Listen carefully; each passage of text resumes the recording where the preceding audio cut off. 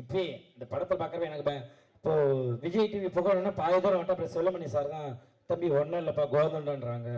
அடுத்து விஜய் டிவி புகழ் வினோதன்றதுக்கு நான் பாதி தூரம் நிறைய இடத்துல அவார்டு வாங்க போகிறப்பையும் அதே சார் நடந்திருக்கு. விஜய் டிவி புகழ்னா பாதி தூரம் போயிட்டு ஸ்டேஜ்லாம் தொட்டு கும்பிடும், எனக்கு என்னை தாண்டி ஒருத்தர் மேலே போயிட்டு இருப்பாங்க. விஜய் டிவி புகழ் தீனா அப்படின்வாங்க. ஓகே, அந்த மாதிரிலாம் நடந்திருக்கு. ஸோ எனக்கு அதை தாண்டி தேசிய ராஜா 2ல் எனக்கு கண்டிப்பாக எனக்கு ஒரு நல்ல ஒரு வாழ்க்கையை கொடுத்துருக்காரு ஏழு சார். ஏன்னா நிறைய படங்கள் நான் பண்ணியிருக்கேன்.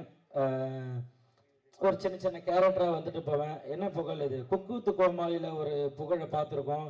அப்படி உழுந்து கிழந்து ஒரு விஷயம் பண்ணுறீங்க. ஆனால் சினிமாவில் ஒரு அந்த அளவு ஒரு இது இல்லைன்னு சொல்லியிருக்காங்க நிறையா.